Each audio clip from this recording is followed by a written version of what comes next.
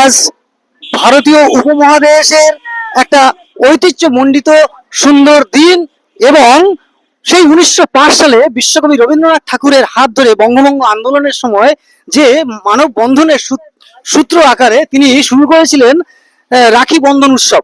তো বিগত দিনগুলোতে পশ্চিমবঙ্গের সরকারে থাকা মানুষেরা যেভাবে এই এই উৎসবটাকে রাজনীতিকরণ করেছেন এবং নোংরা চিত্রে তুলে ধরেছিলেন, সেটাকে ভঙ্গ করে বর্তমানে 2026 সালে পশ্চিমবঙ্গে ভারতীয় জনতা পার্টি ক্ষমতায় আসার পরে এই রাখি বন্ধন উৎসবকে সম্পূর্ণ প্রকৃত মাত্রায় মানবতার ভঙ্গিতে ফিরিয়ে আনার চেষ্টা করেছেন এবং করছেন।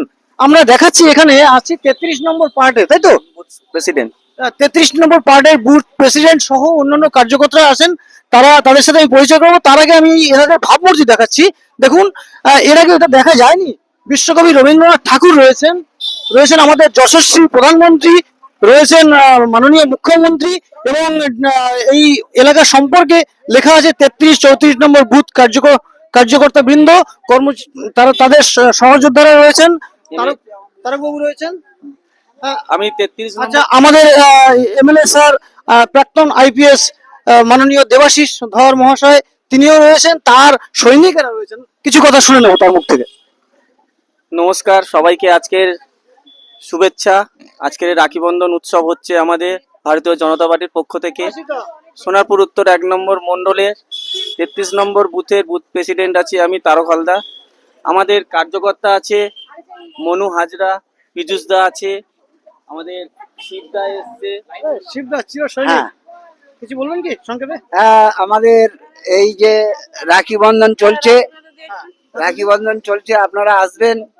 এই রাখি উৎসবকে আরো কিভাবে উন্নত হবে সেইভাবে আপনারা। আমি বলতে চাইছি যে বিগত দিনগুলোতে রাখি উৎসবের সময় মমতা ব্যানার্জি কি করতেন, তার একটা ছবি বড় করে থাকবে, আর কিছু থাকুক আর না থাকুক, রাখি থাকুক আর না থাকুক, ওনার ছবিটা থাকবে। হ্যাঁ, এবং জাতীয় পতাকার মধ্যে, আজকে আমি জাতীয় মানবতার জায়গায় দাঁড়িয়ে বলছি, জাতীয় পতাকার মধ্যে গোল চক্রটা বাদ দিয়ে কোনো রাজনৈতিক পতাকা দেওয়া, এটা তো রাষ্ট্রীয় অপরাধ। আপনি কি বলেন? তাহলে সেই জায়গায় দাঁড়িয়ে ভারতবর্ষে একাধিক রাজনৈতিক দল তারা কিন্তু এটা করছে। যাই হোক, এই প্রসঙ্গে পরবর্তীতে আমি বলবো। আজকে আপনার নামটা কি জানা? শ্রদ্ধা পীযুষ বাবুর কাছ থেকে 2-4 কথা শুনে নেবো।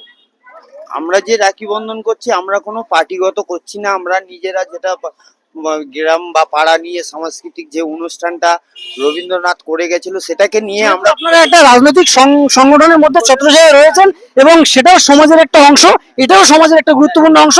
তাই সামাজিক মানুষ হিসেবে আপনারা এটা এড়িয়ে যেতে পারেন না, এবং দায়িত্ব সহকারে করা উচিত। সেই জায়গা দাঁড়িয়ে করছেন। তাহলে রাজনীতিকে সংস্কৃতিকরণ এবং রাজনীতি যে সমাজের শুদ্ধ শুভনীতি সম্পন্ন মানুষেরা করতে পারে, সেটা আপনারা তুলে ধরার চেষ্টা করছেন। একদম একদম। রাখিটা অ্যাকচুয়ালি কিন্তু কোনো ভাই বোনের সম্পর্ক না। রাখিটা একের অপরের বন্ধন, মানে একের অপরের সঙ্গে সংযোগ, একের অপরের সঙ্গে চেনা। মানে এইভাবেই রাখিটা আমাদের রবীন্দ্রনাথ ঠাকুর মানে করে এসছেন। অনেকে ভাবে রাখিটা মানেই ভাই বোনের সম্পর্ক, তা নয়। হিন্দু মুসলমান যখন হয়েছিল, তখনও তারা এইভাবে রবীন্দ্রনাথ কিন্তু রাখি বন্ধনের উৎসব দিয়েই কিন্তু তাদেরকে এক করেছিল। তাই আমরা সবাইকে বলবো, এই দিনটা পালন করুন, আনন্দ উচ্ছ্বাসের সাহায্যে এই দিনটা পালন করুন। আমাদের পাশের বুথের কার্যকর্তা আছে 34 নম্বর পার্টে, ও যদি কিছু বলে। আজকে আমরা এই রাখি বন্ধন উৎসবের জন্যই আমরা আজকে সবাই একসাথে মিলিতভাবে একটা খুব সুন্দর অনুষ্ঠান করছি, এবং সবার সাথে দেখা হচ্ছে। এই উৎসবের মাধ্যমেই আমরা এক জায়গায় হই সব সময়, কারণ সচরাচর সবাই এক জায়গায় হতে পারি না, কাজকর্ম থাকে। তো এই রাখি বন্ধন উৎসব মানুষের মধ্যে এক মেল বন্ধন, এবং আমরা অনুষ্ঠান থেকে চাইবো আরো ভালোভাবে এবং সবাই একসাথে চলবো আগামী দিনে। এটাই আমি, আর প্রত্যেক বছর যেন আমরা করতে পারি এই অনুষ্ঠানটিকে, এই বলে আমি।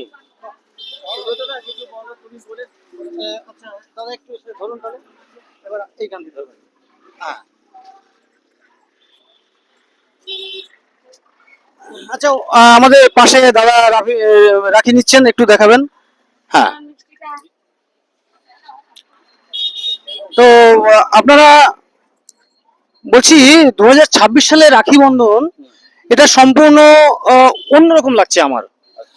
যদি বলেন কেন, আপনি বলবেন না আমি বলবো? আপনি বলুন না।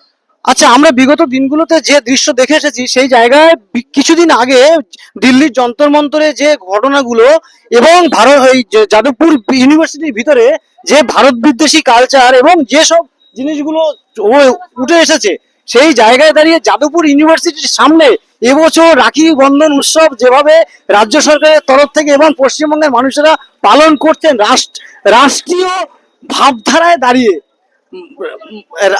প্রকৃত যে দেশাত্মবোধ সেই জায়গায় দাঁড়িয়ে যখন বঙ্গভঙ্গ আন্দোলন, সেই সময় তো বিশ্বকবি রবীন্দ্রনাথ ঠাকুর 1905 সালে এটাকে আলাদা গুরুত্ব দিয়ে তুলে করেছিলেন যে যাতে আমরা সবাই সংঘবদ্ধ থাকি। সেই জায়গায় দাঁড়িয়ে আপনার কি মনে হয় যে আমরা দীর্ঘকালীন একটা এইসব পবিত্র দিনগুলোকে নোংরামি করা হতো, সেই জায়গা থেকে মুক্তি পেয়ে আমরা এবছর কিন্তু হ্যাঁ কি বলছেন? অবশ্যই একটা গুরুত্বপূর্ণ আপনি যেটা point। যেটা বলেছেন একদম সঠিক বলেছেন।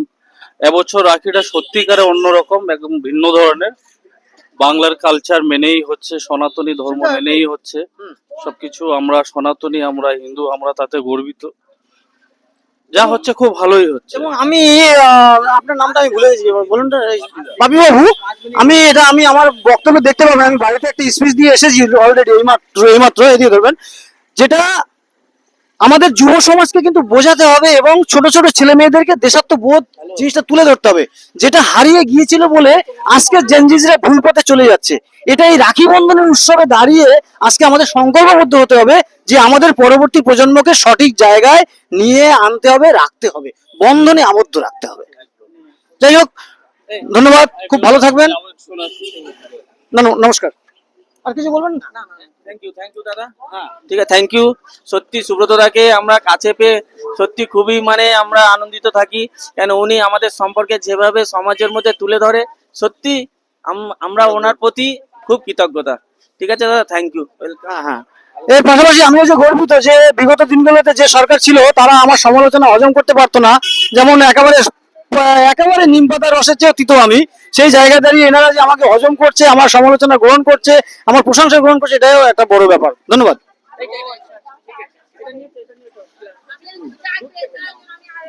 হ্যাঁ, ছবিটা একটু দেখে নিন, একটু পরিষ্কার করে। হ্যাঁ,